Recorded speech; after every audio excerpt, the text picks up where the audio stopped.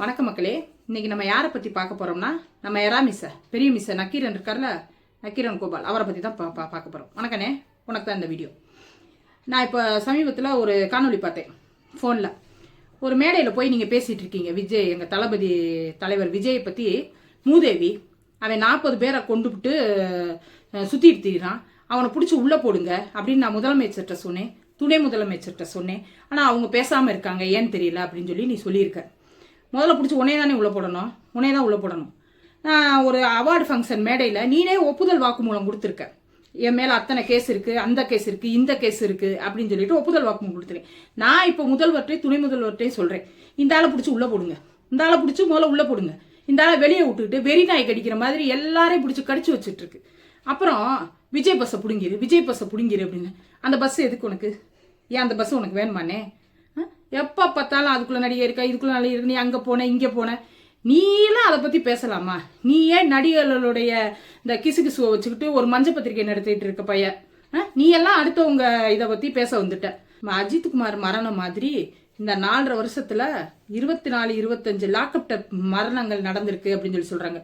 அப்போ உங்க மீசை துடிக்கல. அப்புறம் ஒரு அமைச்சர் ஒரு மேடையில, பொது மேடையில நின்றுட்டு மத நம்பிக்கை இருக்கிறவங்க சைவ வைணவம்னு சொல்லிட்டு அசிங்கமா பேசினார். அப்போ உங்க மீசை துடிக்கல. அப்புறம் இன்னொரு அமைச்சர் மேலே ஏறி நின்றுக்கிட்டு பெண்களை எல்லாம் பார்த்துக்கிட்டு ஓசி பஸ் 1000 ரூபா வந்துருச்சா, நல்லா ஃபேரன்லூலிலாம் போட்டு வந்திருக்கன்னு சொல்லி பெண்களை இழிவுபடுத்தினாரு. அப்போ அவங்க மீசை துடிக்கல. அப்படிதானே? அப்புறம் ஐயோ விஜய் 41 பேரை கொண்டுட்டான், என் மீசை துடிக்குது அப்படின்னு சொல்லிட்டு மீசை துடிக்கிற மாதிரி பேசுற. ஏன் விஜய் கரூரில் நடந்த சம்பவத்துக்கு மட்டும்தான் அவங்க மீசை துடிக்குமா? அரசாங்கத்தின் அஜாக்கிரதையினால ஒரு 69 பேர் செத்தாங்களே, அப்பெல்லாம் அவங்க மீசை துடிக்கல. ஏன்னே மீசை துடிக்கல. அப்புறம் அந்த ஏர்ஃபோர்ஸில் வந்து ஒரு 5 பேர் செத்து போனாங்களே, அப்பெல்லாம் அவங்க மீசை துடிக்காது என்ன? அண்ணா யூனிவர்சிட்டியில் ஒரு யூனிவர்சிட்டிக்குள்ளேயே ஒரு மாணவிக்கு நடந்த வன்கொடுமை, கோவையில் ஒரு மாணவிக்கு நடந்த வன்கொடுமை, இப்போ எல்லாம் அவங்க மீசை துடிக்கல. அப்புறம் இந்த செவிலியர்கள் ராவ் பகலா பணியில போராடிக்கிட்டு இருக்காங்க, அப்போ அவங்க மீசை துடிக்கல. அதுக்கப்புறம் நம்ம தூய்மை பணியாளர்கள், அவங்களும் பல விதமா 100 நாளா போராடுறாங்க, கடலுக்குள்ளே எல்லாம் இறங்கி போராட்டம் பண்றாங்க, அப்ப எல்லாம் அவங்க மீசை துடிக்கல.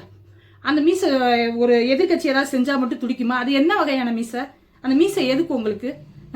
பெரிய மீசை வளர்த்துட்டா மட்டும் பத்தாதுன்னே, அறிவையும் கொஞ்சம் வளர்த்துக்கிடணும். மீசை வளர்ந்த அளவுக்கு உங்களுக்கு அறிவு வளரல, கொஞ்சம் வளர்த்துக்கோங்க.